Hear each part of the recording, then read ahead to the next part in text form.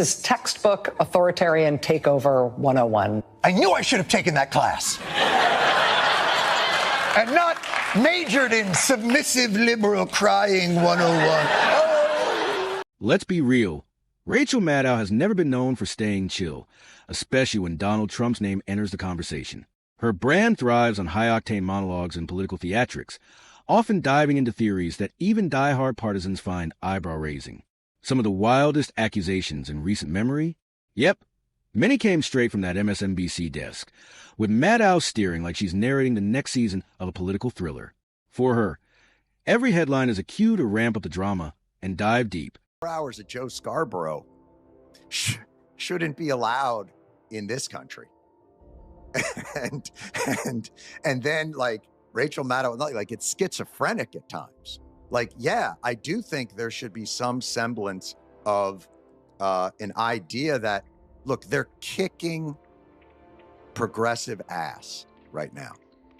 And if progressives don't organize their media, their think tanks and all that, it's going to continue to happen. It's chaos. And here's where things get really interesting. If you ever wonder when someone from Rachel Maddow's own ideological corner would finally step up and say, okay, this is getting ridiculous, your wait is over. That moment just arrived, courtesy of Jon Stewart. Yes, that Jon Stewart. He just served Maddow a blistering slice of reality, and the internet is absolutely devouring it. This wasn't some casual jab or passing remark. Stewart delivered a full-on takedown, sharp, pointed, and impossible to ignore. Viewers across the political spectrum are hitting replay, stunned by the precision of his critique. And he didn't just focus on Maddow. Stewart called out Joe Scarborough, MSNBC as a whole, and then turned his sights on Maddow herself. And when he did, it was ruthless. No soft jabs, no polite distancing. He went hard. He described her show as schizophrenic. Not simply in terms of scattered content, but in the deeper sense of disconnect from reality. According to Stewart, Maddow isn't just reporting the news. She's reacting to imagined threats she herself constructs, spinning narratives out of pure speculation, and fueling drama like she's locked in a one-woman debate with her own imagination. It's not journalism, he argued. It's performance art that's completely jumped the rails. And he wasn't done. Stewart made a broader point about media and communication, saying TV is supposed to be a dialogue, a way to connect with an audience. Even if they're just nodding silently at home, there's supposed to be a give and take. But in Maddow's case, Stewart didn't mince words. Asterisk. Watching her is like eavesdropping on someone's inner thoughts. Asterisk, except we're all stuck listening. And it's exhausting. This is textbook authoritarian takeover 101. I knew I should have taken that class. And not majored in submissive liberal crying 101. Oh. She's broadcasting them to millions. No pushback, no feedback, no reality check. Just Rachel Maddow trapped in a soundproof bubble, tossing out theories and answering them like she's hosting a one-woman improv show fueled by triple lattes and late-night paranoia. It's not journalism, it's performance art, and not the good kind now here's where it really goes off the rails. What triggered Maddow's latest authoritarian alarm? It's not journalism, Trump firing it's 17 judges. Art and the yes, kind. Now, judges he had every really legal right to fire and replace. It's literally in the job description. But Maddow spun it like the opening scene of a political horror Trump movie. firing 17 She didn't judges. say asterisk. Yep, Here's a lawful action it's by an literally elected part official. of the job description. Asterisk note. But Maddow, she framed spun it as if the like it was the Constitution had been opening dragged scene of into a an alley political and movie. shot. She didn't According say, to here's Maddow, a lawful action by Trump an doing elected something official. entirely Nope, legal somehow she framed it like signals the rise of Constitution was fascism. being dragged That's not out analysis. back and buried. It's According to her, fear-mongering in a Trump cable doing news something that's costume. completely Boring here for a second, but just getting very real. We now are just another one in the list of countries that has decided to, hey, what the heck, let's try the strongman thing. There are many more countries in the world governed by that kind of a system than there are governed by ours. We are the only 248-year-old multiracial, pluralistic democracy in the world. And shall we keep it? That's not analysis. It's dramatic fanfiction with a news logo slapped on top. And if you've been watching Rachel Maddow for years, you know this isn't new. She regularly takes routine political moves and inflates them like we're teetering on the edge of dictatorship. It's like watching someone turn a mundane HR decision into a Hollywood disaster film. Trump fired some judges, something he's literally allowed to do, and Maddow acts like he just ripped the Constitution in half on live TV. So when Jon Stewart labeled her show schizophrenic, the picture started to sharpen. This isn't journalism. It's a full-blown solo drama, with Maddow playing the narrator, the hero, and the villain she made up 5 minutes ago. You're not watching the news. You're watching a one-woman Broadway performance. She builds tension, invents a threat, delivers a dramatic pause, and then reacts like she just cracked the next Watergate. It's a loop, a fake debate playing out entirely in her head, with her audience stuck as spectators. And yeah, people are starting to catch on. Viewers aren't tuning in to be informed anymore. They're either watching the spectacle or walking away confused. If that sounds harsh, just watch the clips.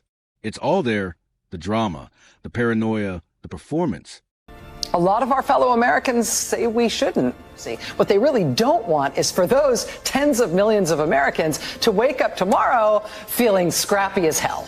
So now we can work full-time on being fricking pirates, on being a thorn in the side to anyone who now intends to try to turn this country into some tin pot tyranny. Hope you are feeling scrappy. Hope you are tapping into your inner pirate energy. Because it is one thing to be a defender of the realm. It is another thing to be in opposition. And opposition can be a lot of things. It can be dangerous. It can also be fun. It would have been nice to win the election. Didn't. Okay. Time to save the... Maddow's fear-mongering is an overdrive. Every segment feels like a countdown to doomsday. According to her, democracy is dangling by a thread. Fascism is knocking at the door, and the very fabric of America is unraveling, all because Donald Trump still exists. She frames every political event like the apocalypse is penciled in for next Tuesday, simply because her preferred party lost the White House. This isn't journalism, it's panic theater. Instead of offering perspective or clarity, Maddow lights the match and tosses it onto the already volatile political landscape. And viewers? They're burning out. That's the part that really matters.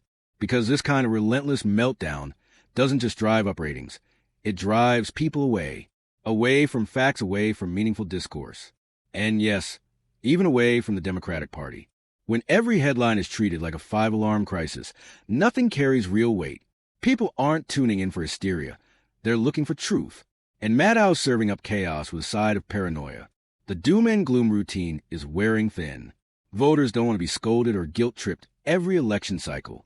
They want solutions, clarity, maybe even a little calm amidst the noise. But instead, Maddow and her media circle keep spinning every political loss like it's a fall of civilization. And that kind of hysteria, it's pushing everyday people even further away. Democrats just lost everything. They control nothing. They control, I mean, they don't control the House, they don't control the Senate, they don't control the White House, and they don't control the Supreme Court. So now is the time to break some, and break some China. They do control. When every political setback is framed like the end of the world, people stop paying attention. They tune out, especially independents and moderates. They're tired of the hysteria. What they want is logic, not lectures. And here's the real wake-up call. When high-profile voices within the liberal media bubble start calling it out, you know something's gone seriously off track. Jon Stewart, Jen Psaki, Bill Maher, these aren't fringe outliers. These are trusted names inside the Democratic sphere. And even they're openly criticizing the message. They're raising red flags because the narrative has spiraled so far out of control that even loyal insiders can't keep a straight face defending it. When your own team is roasting you in prime time, it's time to take a hard look in the mirror. Let's be real. MSNBC, and Rachel Maddow in particular, haven't just misjudged the moment. They've helped erode their own side's credibility. Instead of showcasing what Democratic leaders actually offer, policy, vision, competence, they've locked themselves in an obsessive loop. Trump, Trump, and more Trump. And Maddow, she's turned Trump bashing into a nightly ritual. Same routine. Cherry-picked sound bites, dramatic buildup, and a breathless narrative that transforms mundane political moments into manufactured crises. A quote becomes a threat to democracy. A press conference becomes a coup attempt. This isn't news. It's stage-managed drama masquerading as journalism. She is stomach-turning, isn't she? It could be... You're in danger. What are you going to do with your 10 houses and your tens of millions? My God, you better start preparing.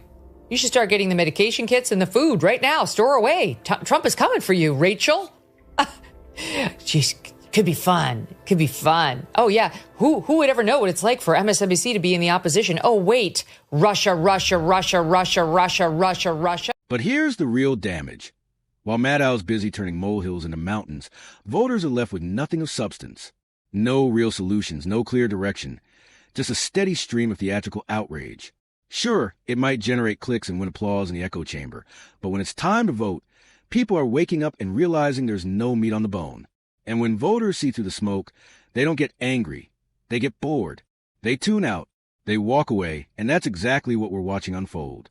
At this point, listening to Maddow rant is like watching someone have a meltdown over a bad Yelp review. It's loud, it's exhausting, and worst of all, it's empty. Call it commentary or call it entertainment. But let's not pretend it's journalism. This is peak-level Trump derangement syndrome, broadcast nightly, under dramatic lighting, with nothing real behind the curtain. But the "this is all fascist" argument has become almost a reflex for the left. Donald Trump promised to be a dictator on day one, and he's carried that forward through the entire week. 5 days into this administration, the abuse is already rampant. On a fascism scale of 1 to 10, with 10 being peak fascism, how would you rate Trump's first week?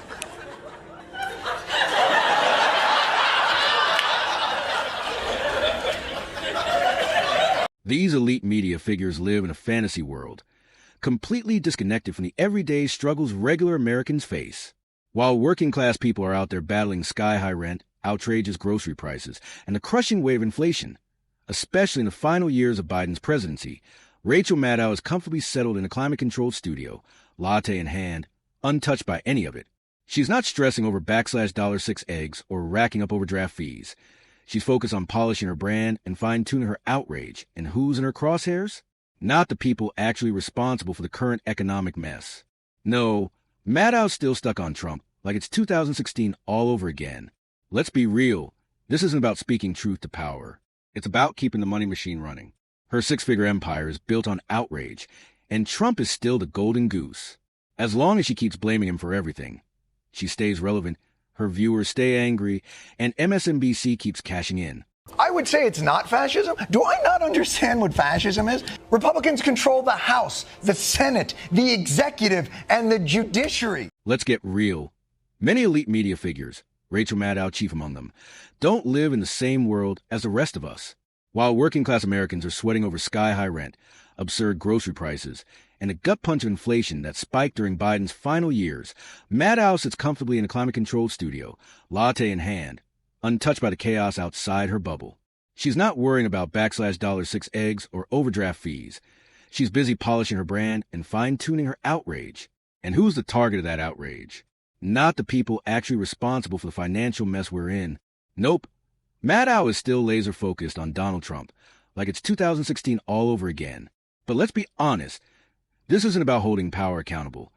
It's about holding on to her power. Her six-figure empire is built on outrage, and Trump is a golden goose.